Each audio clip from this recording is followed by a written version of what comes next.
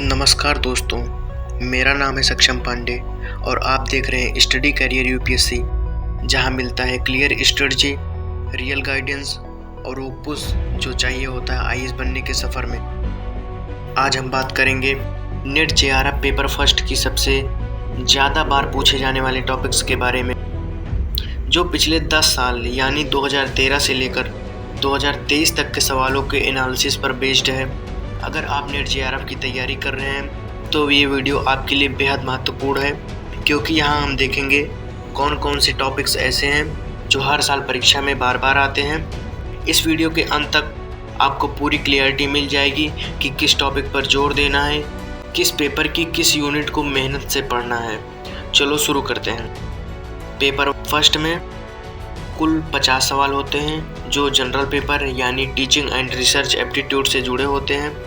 इन सवालों का उद्देश्य आपके teaching aptitude, research aptitude, reasoning, communication skill और दूसरों के साथ इंफॉर्मेशन एंड कम्युनिकेशन टेक्नोलॉजी, जिसे आईसीटी भी कहते हैं, के ज्ञान को टेस्ट करना है। जैसे यूपीएससी में पीवाईक्यू ट्रेंड एनालिसिस होता है, वैसे ही नेट जेआरएफ में भी पिछले 10 सालों के प्रश्नों को देखकर हम ये समझ सकते हैं कौन से टॉपिक हमेशा पूछे जाते हैं।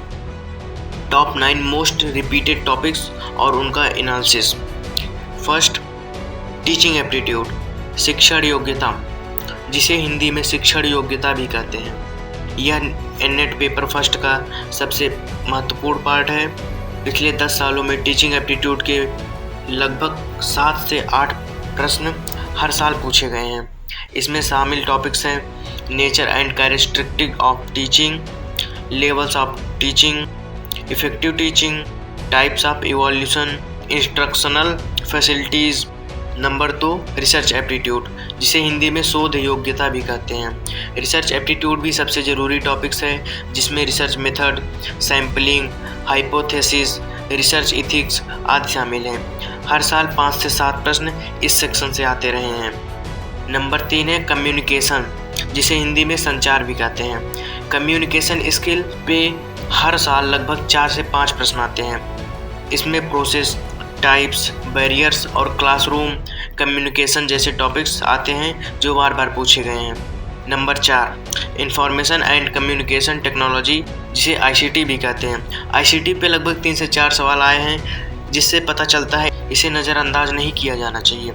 इसमें बेसिक्स ऑफ कंप्यूटर, इंटरनेट और आईसीटी के एप्लीकेशंस रिपीट होते रहते हैं। नंबर 5 है डाटा इंटरप्रिटेशन, से सवाल भी लगातार सवालों में आते रहे हैं। इसमें ग्राफ्स, टेबल्स और चार्ट से संबंधित प्रश्न पूछे जाते हैं। नंबर 6 है लॉजिकल रीजनिंग, जिसे हिंदी में तार्किक तर्क भी कहते हैं। लॉजिकल रीजनिंग में आर्ग्यूमेंट्स, इन्फ्रेंसेस और फैलासीज पर भी नियमित रूप से सवाल आते हैं।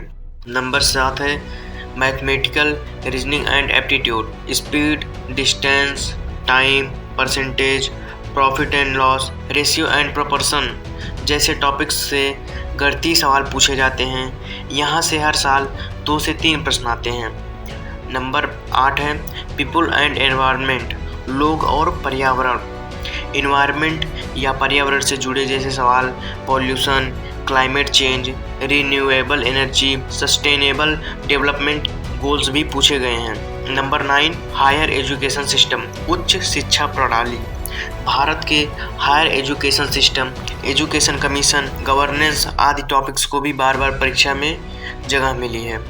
टॉपिक्स पर कवरेज का ब्रेकडाउन मार्क्स वेटेज के हिसाब से। टीचिंग एप्टीट्यूड, इससे 7 से 8 प्रश्न पूछे जाते हैं और सबसे ज़्यादा प्रेसिडेंट ये सब्जेक्ट है। और दूसरा है हमारा रिसर्च एप्टीट्यूड, इससे भी 5 से 7 प्रश्न पूछे जाते हैं, यह भी मोस्ट इम्पॉर्टेंट है। कम्युनिकेशन, इससे 4 से 5 प्रश्न पूछे जाते हैं, इम्पॉर्टेंट है।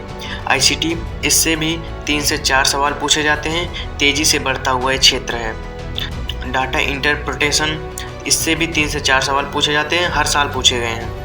लॉजिकल रीजनिंग से इससे भी 3-4 सवाल पूछे गए हैं। इसमें तार्किकता का परीक्षण की पहचान की जाती है। मैथमेटिकल रीजनिंग, इससे 2-3 सवाल हर साल पूछे जाते हैं। क्वांटिटेटिव स्किल है इसकी। पीपल एंड एनवायरनमेंट, इससे भी 2-3 सवाल वास्तविक दुनिया से जुड़ा है, इसलिए इस सब्जेक्ट को भी हम नज़रअंदाज नहीं कर सकते हैं। हायर एजुकेशन सिस्टम इससे भी 2-3 सवाल पूछता है और ज्ञान की गहराई को मापता है। सबसे पहले और सबसे ज़रूरी पिछले 10 सालों के प्रश्न पत्र जरूर हल करें। इससे आपको परीक्षा पैटर्न और सवालों की प्रकृति का अच्छा अंदाजा होगा। टॉपिक्स को रिवाइज करने के लिए नोट्स बनाएं और कॉन्सेप्ट क्लियर करें। डाटा इंटरप्रिटेशन और मैथमेटिकल रीजनिंग वाले टॉपिक्स को रोज़ाना प्रैक्टिस करें क्योंकि ये थोड़े ट्रिकी होते हैं। कम्युनिकेशन और लॉजिकल रीजनिंग पर भी विशेष ध्यान दें क्योंकि ये टॉपिक्स अक्सर सूत्रों और प्रोसेस पर आधारित होते हैं। आईसीटी के बेसिक्स को अच्छे से समझिए क्योंकि इसमें नए टूल्स और टेक्नोलॉजी से जुड़े क्वेश्चंस पूछे जाते हैं। रिसर्च एप्टीट्यूड वाले टॉपिक्स जैसे हाइपोथेसिस, सैम्पलिंग, इथिक्स को अच्छे से रिवाइज करें क्योंकि यहाँ से सवाल थोड़े गहराई वाले होते हैं। दोस्तों, नेट JRF पेपर फर्स्ट के लिए ये टॉपिक्स आपके लिए गेम चेंजर साबित होंगे। अगर आप स्मार्टली पढ़ाई करते हैं और इन टॉपिक्स को फोकस करते हैं तो आपकी सफलता की संभावना बढ़ जाती है। इसलिए PYQ ट्रेंड को समझना और उसी के अनुसार तैयारी करना सबसे बेहतर रणनीति है। यह वीडियो अपने दोस्तों के साथ ज़रूर शेयर करें और ऐसे ही वीडियोज़ के लिए चैनल को सब्सक्राइब करें और बेल आइकन दबाएं। शुभकामनाएं आपकी तैयारी के लिए। फिर मिलेंगे अगले वीडियो में, तब तक के लिए जय हिंद।